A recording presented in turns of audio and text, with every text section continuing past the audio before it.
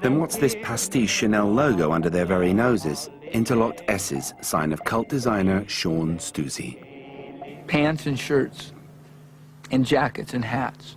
It's basically baseball caps and T-shirts and jeans. There's some corduroys, yes. There's leather jackets. There's a lot of hats.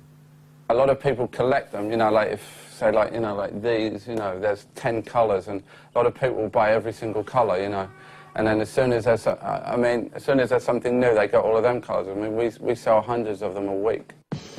We got some hats. No, wait a minute, we don't have hats. Every bin is empty. We're out of hats. Now the hottest hats in town, a testament to ex-skateboarder Sean Stussy's snowballing success at satisfying today's logo junkie by offering up a variety of signs in a knowing use of brand awareness. Come along now, brothers and sisters, open up your mind, don't be making a vista. Give a little love, show a little kindness. Too much. Here is the Stussy Tribe hat, wool two-tone hat. Stussy's dope. Stussy's cool. Full effect, man. They're hot. He's hot. Clothes are dope. Now it's a uniform in all high schools. I mean, it's basically for surfers who aren't surfers, who want casual, comfortable clothes at an inexpensive price. But the conoscenti are every bit as demanding as Chanel wearers. Nah, it's a fashion statement. Oh, people are gonna know. People are gonna know, you know, the cheap shit from the good shit, you know? And as with Chanel, the visible signs of style have a bonding effect. Stussy, international tribe. Why is it called a tribe? I mean, it could have been a posse. It could have been a crew. It's definitely a group of people. It's an international tribe. It's friends in all these cities. You want more? Get on the floor, I'll give you something that I'm sure you'll adore. You want more? Get on the floor, I'll give you something that I'm sure you'll adore. The sweet B, on the MIC, the WHIP, me. A tribe, I don't know, I just think it was on a much more earthy tip than a posse. You know, this wasn't a big posse of badass people. A tribe was a very organic word. It had a good old world feel to it, and it just kind of stood the test of time. So the IST, the International Stussy Tribe, is just been kind of a moniker that stuck, and I always liked it along the way, so I don't know, we kind of use it.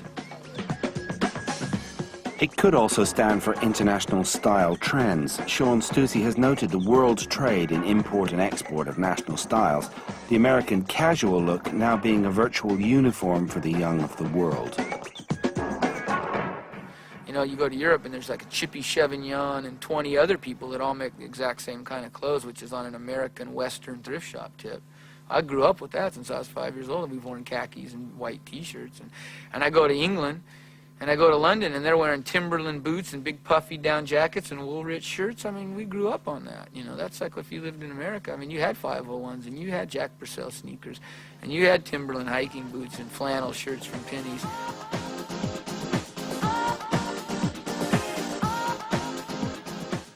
There's just so many angles to it. You got the Married by the Mob, New Jersey, like big-haired East Coast chick, and you got the LA, like, other bigger hair, just as big or bigger blonde hair bimbo. You got the New York City, Spike Lee, homeboy, athletic look.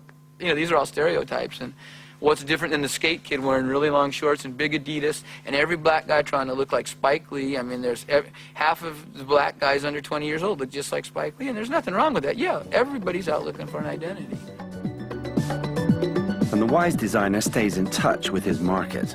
It's like derives from music that I listen to, or something that we will see in a club and actually go and do it, or, you know, from traveling around. You bring home, you go to New York nightclub and you listen to kind of dance beats. You go to Europe, come home and go surfing in your own hometown for a month, and just by keeping your eyes open and absorbing all this stuff, maybe just this weird breed of it comes out that caters to all these people. And it's kind of a unique tip it's on right now, because it is hitting an oddball, eclectic group of people. The eclectic Stussy Tribe uniform, with its astute amalgam of anti-mainstream cultural influences, urban West Coast, hip-hop, surf, skateboarding, and the club scene, seduces a worldwide youth market. I have Japanese customers buy 40 pieces at a time. It's gone. He's going to go all the way. But does he want to? Is bigger better? I want to be exclusive, and I do not care about huge sales. Well, that's what the street wants to hear. I didn't go to school for marketing, merchandising, or production. We kind of are just learning it as we go along. We spend hardly any money on advertising. I mean, if you spend $2 million on advertising and you don't make any money that year, I'd rather make $2 million and have no advertising. Fortunately, word of mouth is free. If one guy loves those pairs of jeans, then 10 other guys come by, and if they take them home and they're made well and they don't fall apart, and that homeboy's stoked with it, that's better advertising. We're probably good at like pulling the reins on letting it get too big more than anything else, and that's why people have wanted it for a long period of time. It's not in every store on the block, you know, so people still really want it. Like it could right now be in a lot more stores and be like a big thing that was doing like double the amount of sales of the stuff, but then, you know, you guys wouldn't be here wanting to talk about it, and all my homeboys wouldn't want to wear it because everybody else did. So there's really a fine line and a natural like growth pattern to it. Frank and I never were like big shot kind of wannabe greedy guys. We've really like tried to like be true to ourselves and like have it from the soul more, and not like say yes to a bunch of money. But say yes to a turnover of around $30 million a year, with marketing every bit as sophisticated as Chanel's.